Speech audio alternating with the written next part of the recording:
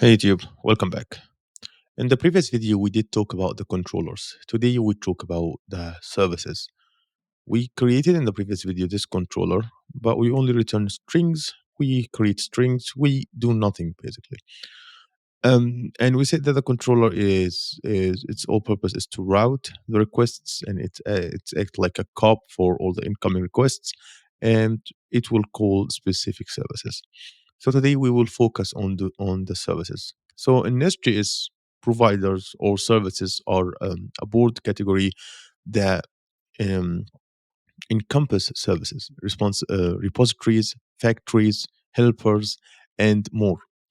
Services often referred to when discussing providers are um, are a core feature within NestJS used to encapsulate business logic, calculation, and data access. Providers can be injected into controllers and other services, making them a fundamental aspect of the NestJS dependency injection system, promoting a modular and maintainable code structure.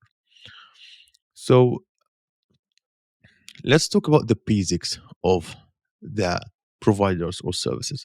First, let's create a service file. So I would say cat dot service dot 1 minute dot ts. Okay. Let's talk about first the basics of the service.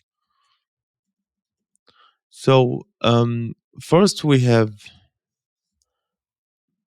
a single responsibility principle, and it's a big one in the service, which will be each service in NestJS is designed to fulfill a single function or responsibility. This could range from performing calculations, interfacing with a database, or calling an external service. Number two, we have reusable. So services can be reused across different controllers and modules. Once defined, you can inject a service whenever you need it. Number three, we have testable. So by isolating services and using the dependency injection system, services become easily testable, which is crucial for maintaining a healthy code base. Let's try to create our own first service.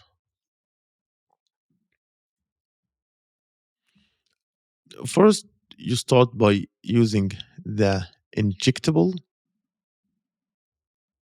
porting the injectable, um, importing the injectable from NestJS, because we will inject the service to the controllers.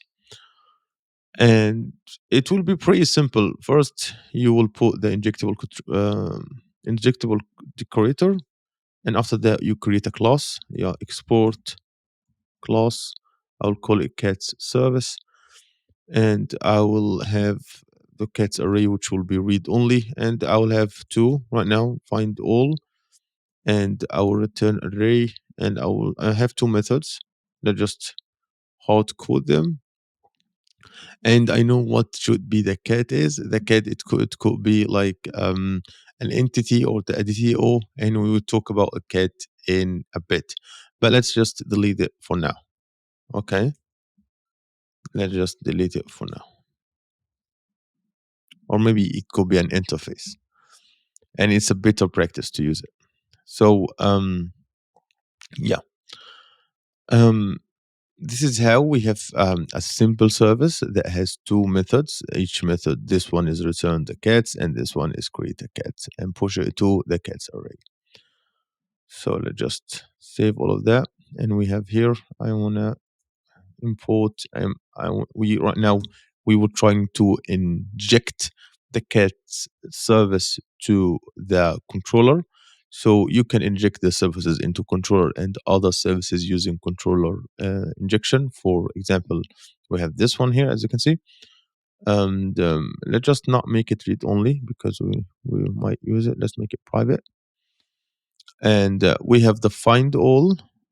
Currently, the find all, it will return this docket, and it will not be string anymore. It will return an array, should be return an array. And the this one, it will be this get service. It will be we just call the create method, and here we call a find all method. So in this example above, the cat's controller injects the cat's service to use its method. Let's talk about scope of the providers. So providers in NestJS can have different scopes. We have a singleton, which let's go back to the service or the providers. And I would need to talk about the providers. Need to talk about two things. First, the actual scope and the best practices that we need and should follow. First, we need to talk about the scope of providers. The first thing that I would talk about um, a singleton. The default scope where the provider is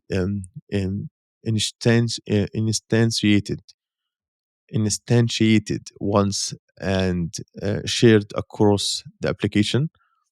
We have the request scope. This one, it's a new instance, is created exclusively for each incoming request. The transient or transient scope. This is a new instance. It's created every time it is injected. Sorry, I need to talk about lastly about the best practices because it's quite important in my opinion to talk about the best practices about the services because I see a lot of anti patterns happening in NestJS applications. First, use of interfaces, and we will talk about interfaces in the next section. So implement interfaces to define contact contracts for your services. This promotes clean architecture and eases testing and maintenance. Also use asynchronous methods. So make your service methods asynchronous if they perform I/O operations. But I guess this is pretty obvious for all of us because otherwise it's not possible. We have a modular organization. Organize services within features modules and only export services that should be available to other modules. Also, we want to talk about the validation. So use pipes for data validation within services to keep controller simple and focused on routing. And also we have the exception handling, like handle exceptions gracefully within services and use custom exceptions filters to respond to appropriate HTTP error responses. We have configuration here. Use configuration services to manage application setting, ensuring that your services are not directly dependent on environment variables or configuration files. And it's really important to use a configuration service. And we will talk about how configuration services work, and we will create ones by ourselves. So providers beyond services. So in additional to services, providers can also represent values factories and builders. Um, because of that, it's I guess a lot of developers they think providers and services they are the same thing. They can be conventionally provided based on different contexts or environment. They can also be dynamically generated using factory methods. Understanding the role of use of services as provider is essential to build robust and scalable application with NestJS. They build backbone of most business logic and data management tasks in the NestJS application.